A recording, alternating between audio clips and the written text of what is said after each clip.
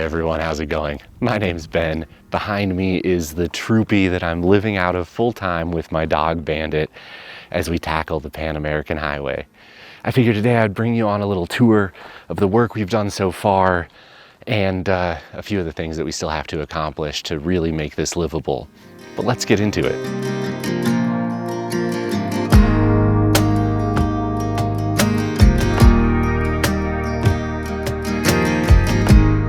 Now, starting right here at the front of the troopy, there are some pretty obvious additions to the rig.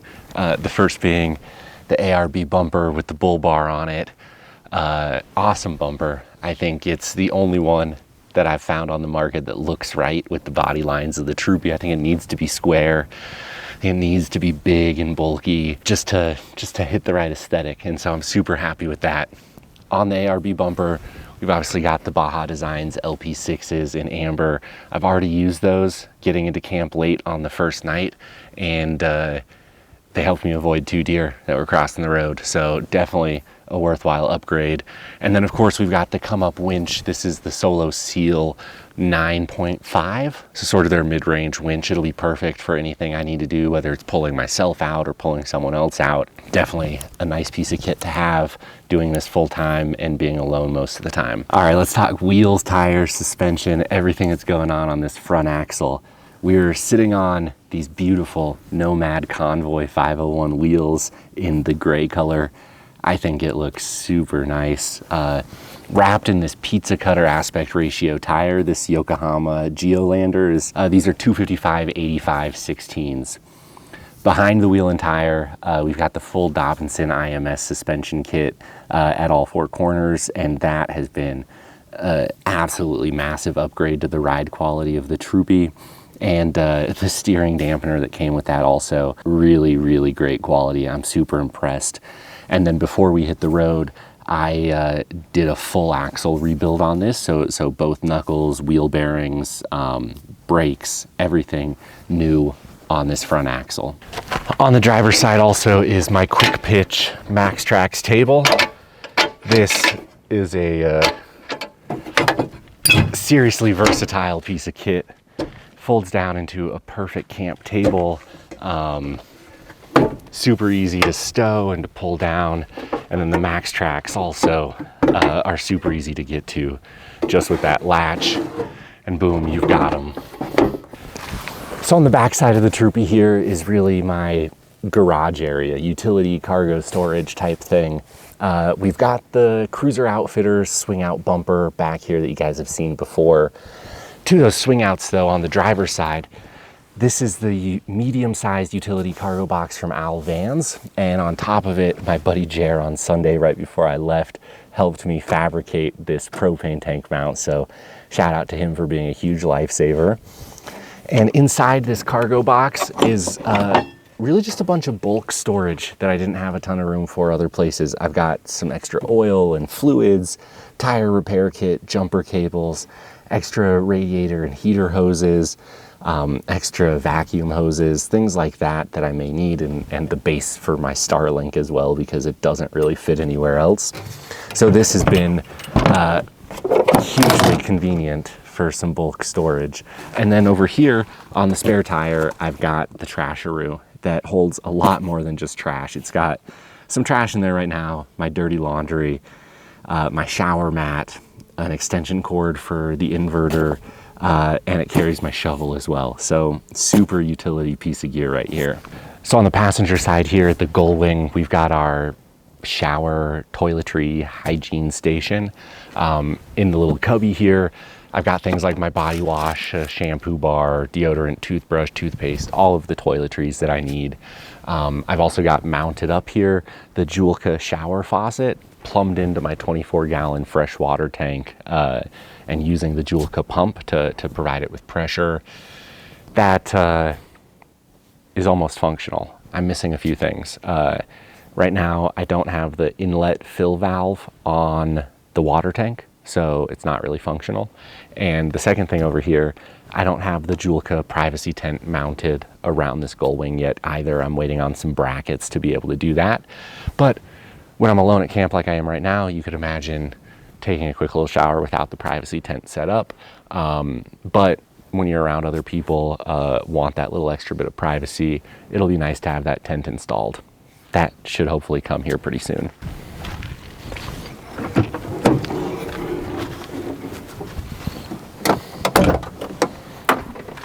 Now we're going inside the troopy to see how this build came together.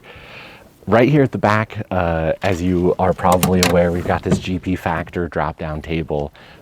This has been super functional already. We're 6 days in, and I've probably used this multiple times a day just for setting things down, for prepping lunches and dinners. Really find myself spending a lot of time here. This passenger side storage compartment really doesn't offer a ton of storage. What's behind here is the 24-gallon water tank, my air compressor, which you can see the outlet for here, and my water pump. And then on the face of this cabinet, we have some 4-inch deep little storage cubbies that are nice for stuffable things. But so the switch to control the air compressor is right here. This is the Viair onboard air heavy duty model, so it's got a very small tank attached to it and a pressure switch that fills up to 140 psi, shuts itself off automatically. So I could leave this on all the time and it would fill up, and pretty quick here it'll shut itself off. There we go. So now that air tank is full, but I just leave it off until I need it, and that seems to work okay. I've also got this USB outlet.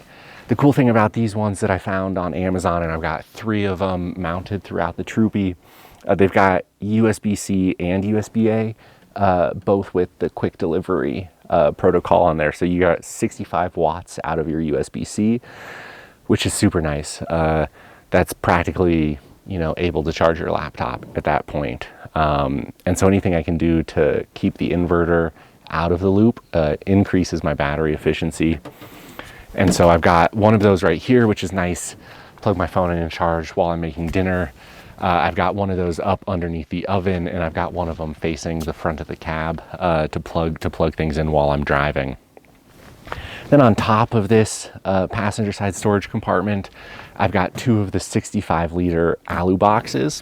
One is holding my camp kitchen and sort of pantry, like dry food essentials, and one is holding camping gear. It's got, you know, my hammock, thermocell, camp lights, things like that in there, and it also holds my Starlink. So that's what those 2 boxes are for. They're all right. I'm holding them in here with this L-Track. This was the very last thing that I made before I hit the road, and you can definitely see where I started to feel like I was running out of time. Things get a little less precisely measured, a little bit more out of square as you go from the driver's side to the passenger side. And you can see that happened here. This L-Track cheated in on me a little bit as I mounted it, I guess. And so things don't quite sit flush, but they still get held tight, and they do fine while we're driving and while we're off-road even. So I'm happy with these as storage boxes. And then on the driver's side here, I've got my quick little individual first aid kit back here in case I'm parked at camp and I just need a Band-Aid or something quick. I've got that easily accessible.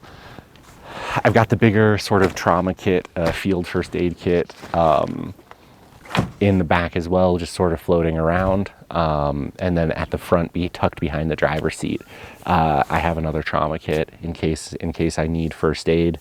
It's always good to have it accessible in multiple places, I feel like. This cabinet is my primary storage, so on top of it lives Bandit's blanket and dog bed. He likes to chill out here and be comfortable every once in a while, and then when I need to get into it, I can go ahead and just put that stuff into the center. The lid hinges up and holds in that up position thanks to magnets. So with that lid open and out of the way, you can see we've just got a ton of storage down here. I'm using these Sido crates, Sidio, I'm not sure how you say it, as my storage units. They're great. I've got 2 for clothes. The gray one is sort of cold weather clothes, extra layers, things like that. And then this orange one is more of like my daily wear clothes. And when I'm not wearing my jacket, I just throw it on here because it's easy to grab. At the far end there, that's Bandit's food. That holds about 40 pounds of food and fits right in there perfectly. And behind it is just more Bandit's things, his treats, his sleeping bag, whatever he needs, all gets stored there. This little space over the wheel well is perfect for a couple of things. I keep my camping chair here as well as this little camping table. And then in front of that, I've got the cold weather Cyto crate. And then the Cyto crates are actually stacked 1.5 tall. So I've got miniature ones underneath.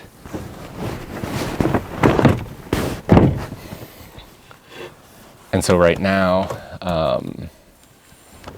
this half height one, I still don't have anything to store in there yet, but I'm sure it will become occupied pretty quickly. And then right between my 2 buckets of clothes, this here is my tool roll.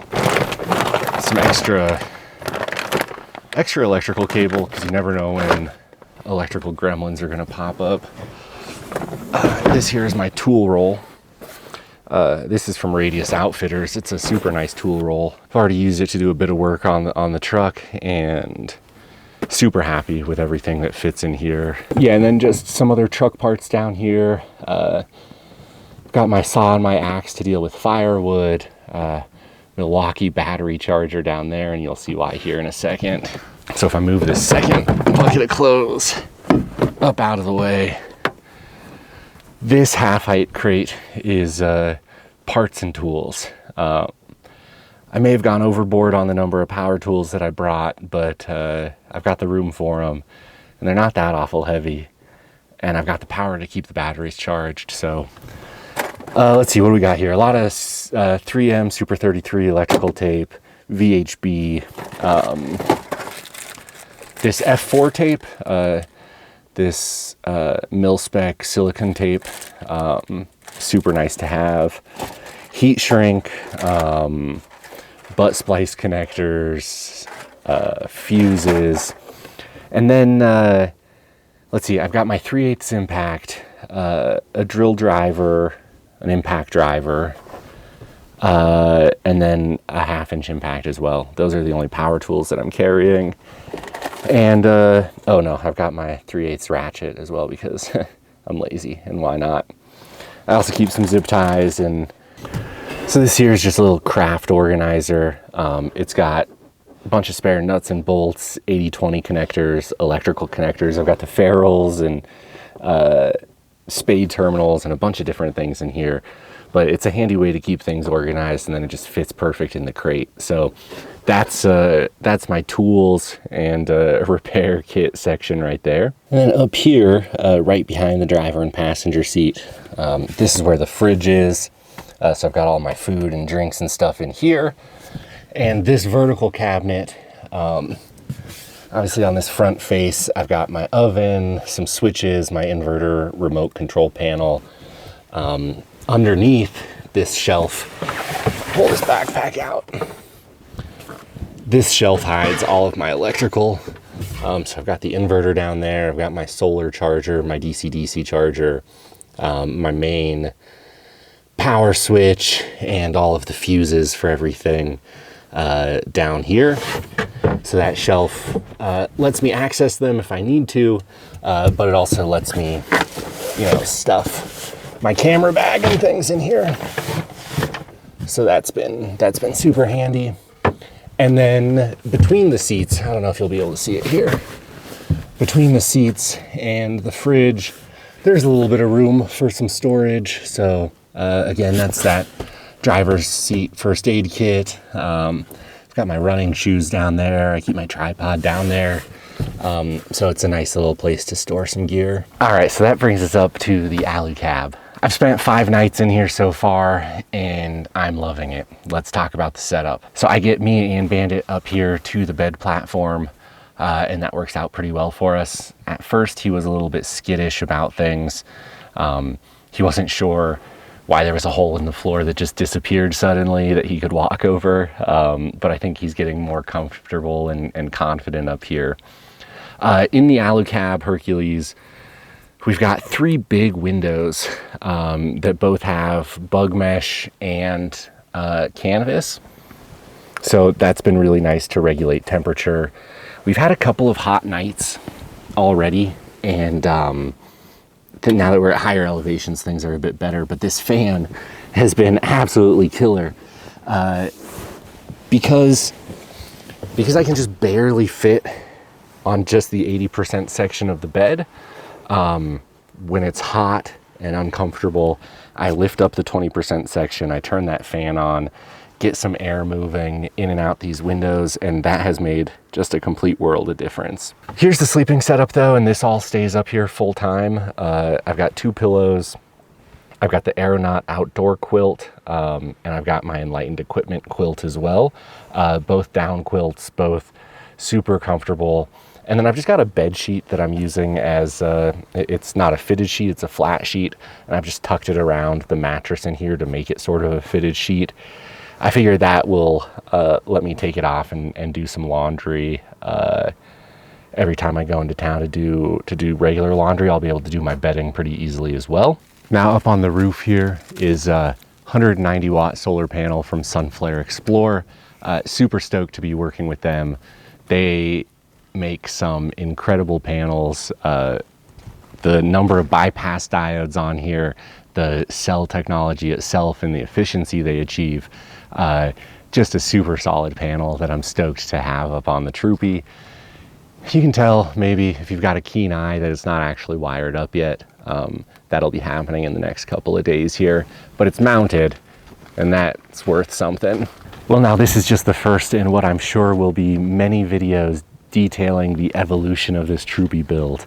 It's not 100% finished. It's not perfectly dialed in, and I don't know what I'm doing. While I've put a lot of time and energy into researching this build and the design, understanding other builds and thinking about the way that I want to live life on the road, quite frankly, I just don't know what I don't know yet. And so I'm calling this revision 0 of the build. It's my very first prototype. And this leg of the journey up to Alaska is phase 0 of this trip for us. We're going to be learning what our style of travel is and how we like to live life on the road. We're going to be learning what works from this build and what doesn't, what needs to change. And there will be a natural opportunity to take some downtime and go from this revision 0 to a revision 1 towards the end of the year around the holidays before we set off for the next leg of the journey. So with that said, I'd be super keen to hear all the questions, comments, ideas you may have. Do me a favor, drop them in the comments below. I read and respond to every single one. As always, if you like what we're doing, it is a huge help to give this video that thumbs up and subscribe and consider sticking around for a while. There's a lot more exciting content to come now that we're on the road full time, making progress towards Alaska and our eventual goal of the Arctic Ocean. So we'd love to have you along for that journey. Until next time though, get out and explore somewhere.